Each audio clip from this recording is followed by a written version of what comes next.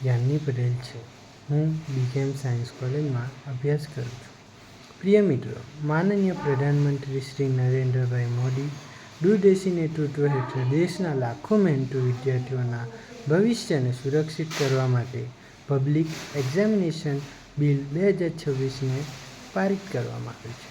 આ સુધારા દ્વારા પરીક્ષા માફિયાઓ સામે હવે વધુ કડક કાર્યવાહી થશે. સૌથી પહેલાં વ્યક્તિગત રીતે ગેરરીતિ કરનારા અગાઉ 3 થી 5 વર્ષની જેલ અને 10 લાખ રૂપિયા સુધીનો દંડ જોગવાઈ હતી. હવે તેને વધારીને 5 થી 10 વર્ષની જેલ અને 50 લાખ રૂપિયા સુધીનો દંડ કરવામાં આવ્યો છે. હવે વધારે 5 કરોડ રૂપિયા સુધીનો દંડ અને 8 થી 10 પ્રતિબંધ કરવામાં આવ્યો છે.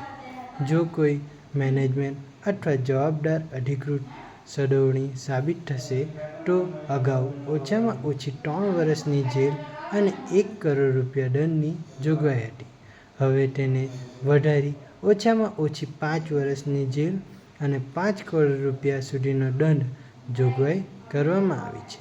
અને જો પ્રશ્ન લીક જેવા સઘન ગુના થશે તો અગાઉ ઓછામાં ઓછી 5 વર્ષની જેલ અને 1 કરોડ રૂપિયા દંડની જોગવાઈ હતી.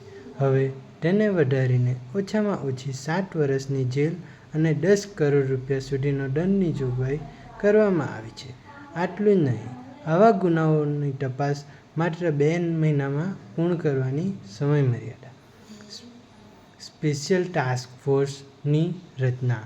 સ્પેશિયલ ફાસ્ટ ટ્રેક કોર્ટ દ્વારા રોજબરોજ સુનાવણી અને ચાર્જશીટ બાદ 3 મહિનામાં કેસનો નિકાલ કરવાની વ્યવસ્થા પણ આ બિલમાં કરવામાં આવી છે.